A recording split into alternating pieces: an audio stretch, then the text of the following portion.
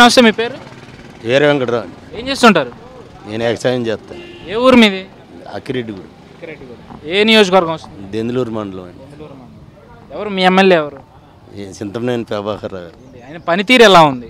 బాగానే ఉందండి, అంతా బాగానే చేస్తాను. ఎప్పుడు అందుబాటులో ఉంటారా మీకు? అందుబాటులో ఉంటారు. ఎప్పుడు వచ్చినా అందుబాటులో ఆయన అందుబాటులోనే ఉంటుంది. అంతా బాగా. మరేం మళ్ళీ ఆయన గెలుస్తారు ఈసారి? గెలుస్తాడని ఉందండి. ఎంత మెజార్టీ రావచ్చు అనుకుంటున్నారు? ఎంతైనా మెజార్టీ వస్తుందండి. అంటే గతంలో 18,000 వచ్చింది, ఈసారి ఎంత రావచ్చు? 2,000 వద్దండి. మరి రాష్ట్రంలో చంద్రబాబు నాయుడు గారి పరిపాలన ఎలా ఉంది? పర్వాలేదండి. ఆయన రైతులకు ఎంతవరకు న్యాయం జరిగింది అనుకుంటున్నారు ఈ ప్రభుత్వం? న్యాయంగానే ఉందండి, అన్యాయం ఏం కాదు. అందరూ శుభ్రంగా వ్యవసాయం చేసుకుంటున్నారు, అందరూ అందుబాటులో చేసుకుంటున్నారు. కూలి చేసుకునే వాళ్ళు కూడా బాగానే చేసుకుంటున్నారు. అందరికీ ఎవరికైనా లాభం నష్టం అనేది తెలియదు. ఎవరికాళ్ళు శుభ్రంగానే పోతున్నారు, బాగానే ఉంటుందండి. పక్షి శ్యామలంగానే ఉంటుందండి. అంటే మరి మళ్ళీ తెలుగుదేశం ప్రభుత్వం అధికారంలోకి వచ్చే అవకాశం ఉందంటారా? ఉందనుకుంటున్నామండి. అంటే ఎన్ని సీట్లు రావచ్చు అనుకుంటున్నారు? 175లో 175 మొత్తం కుడియడంగా రావాలనుకుంటున్నాం.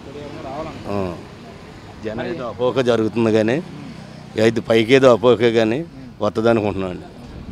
అంటే మరి ఈసారి చంద్రబాబు నాయుడు గారిని ఏదైనా అధికారంలోకి రానివ్వకూడదని పక్క రాష్ట్ర ముఖ్యమంత్రి అయిన కేసీఆర్ గారు, కేంద్రంలో ఉన్న మోదీ గారు, ఇక్కడ జగన్మోహన్ రెడ్డి గారు కలిసి పనిచేస్తున్నారని అంటున్నారు. మరి వాళ్ళ ముగ్గురు కలిసి పనిచేయడం వల్ల చంద్రబాబు నాయుడు గారికి నష్టం ఉందంటారా? మరి ఇప్పుడు వాళ్ళ దేశాన్ని బాగా శుభ్రపరిచాడు, వాళ్ళకి బాగా చేసి పెట్టాడు. ఇవాళ ఇది మన ఆంధ్ర అనేదాడికి వాళ్ళు అలాగే మాట్లాడుతుంటారండి. వాళ్ళందరూ శుభ్రంగానే చేసి పెట్టారు కదా.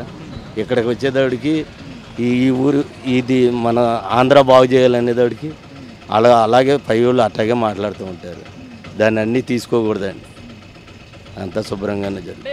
కేసీఆర్ గారి వల్ల కానీ, నరేంద్ర మోదీ గారి వల్ల కానీ, ఇక్కడ చంద్రబాబు నాయుడు గారికి కానీ, తెలుగుదేశం ప్రభుత్వానికి కానీ నష్టం ఉందనుకుంటున్నారా, లాభం ఉందనుకుంటున్నారా? నష్టం అనేది మాకు తెలియదు. నమస్తే అండి, మీ పేరు? నా పేరు భీష్మన్. ఏం చేస్తుంటారు?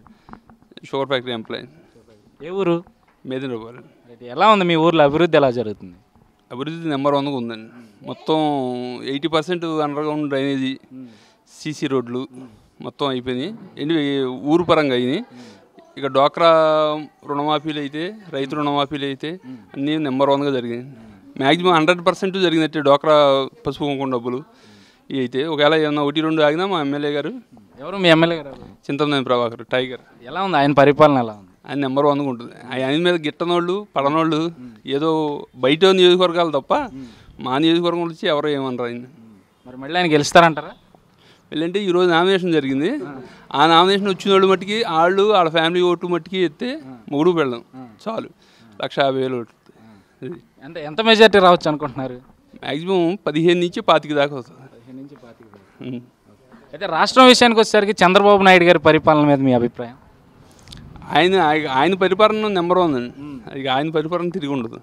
అది అంటే ఈసారి ప్రధానంగా చంద్రబాబు నాయుడు గారిని ఏదైనా సరే అధికారంలోకి రానివ్వకూడదని చెప్పి అటు నరేంద్ర మోదీ గారు కానీ, కేసీఆర్ గారు కానీ, అలాగే జగన్మోహన్ రెడ్డి గారు కానీ కలిసి ఈ ఎన్నికల్లో రహస్య పొత్తుతో భాగంగా ముందుకెళ్తున్నారు.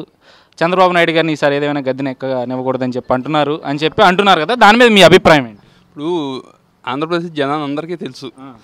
ఆ జగన్ గారు కేసీఆర్ ఒకటే.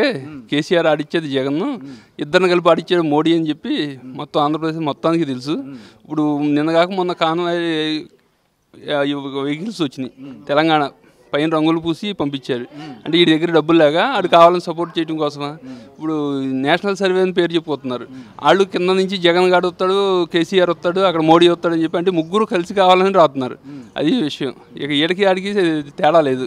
ఇద్దరు జగన్ గారు ఆడిచ్చేట్టు జగన్ ఆడుతాడు. అంటే కేసీఆర్ గారు ఆల్రెడీ చెప్పడం జరిగింది తెలంగాణ ఎన్నికలప్పుడు చంద్రబాబు నాయుడు గారికి ఖచ్చితంగా రిటర్న్ గిఫ్ట్ ఇస్తాను అని. దాంట్లో భాగంగానే ఇప్పుడు ప్రత్యక్షంగా కాకపోయినా పరోక్షంగా వైఎస్ఆర్సీపీకి సపోర్ట్ చేస్తున్నారని అనుకోవచ్చా? రిటర్న్ గిఫ్ట్ అంటే ఏమీ లేదు. తెలివితేటలతో ఓట్లు దించాడు కదా, అదే జగన్మోహన్ కూడా సలహా ఇచ్చి మీరు కూడా ఇలా ఓట్లు దించే మేము అప్పుడు బాగా నేను నెగ్గాను నువ్వు కూడా నెగ్గిది అని చెప్పి సలహా ఇచ్చాడు. అదే రిటర్న్ గిఫ్ట్ అనుకున్నాడు. కానీ మా వాళ్ళు తెలివి తక్కువ కాదు కాబట్టి బాగా ముందే కనిపెట్టి అందరు ఓట్లు ఉంచుకునేలా చూశారు. అంటే మరి సక్సెస్ అయ్యారంటారా ఆ విషయంలో? ఇటు ప్రతిపక్ష పార్టీ కానీ లేదంటే అటు టీఆర్ఎస్ పార్టీ కానీ? 100% సక్సెస్ అయ్యాం. ఇప్పుడు జనానికి తెలుసు కదా, అందరికీ తెలుసు మోడీ కేసీఆర్ జగన్ ఒకటే అనే విషయం తెలుసు.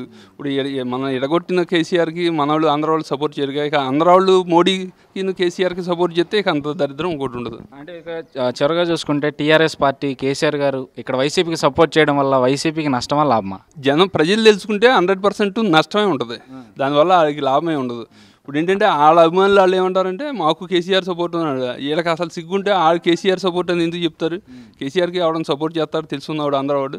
అదే చివరిగా తెలుగుదేశానికి ఎన్ని సీట్లు వస్తాయి అనుకుంటున్నారు? 175లో 170, 120 నుంచి 130 కన్ఫామ్గా రావచ్చు.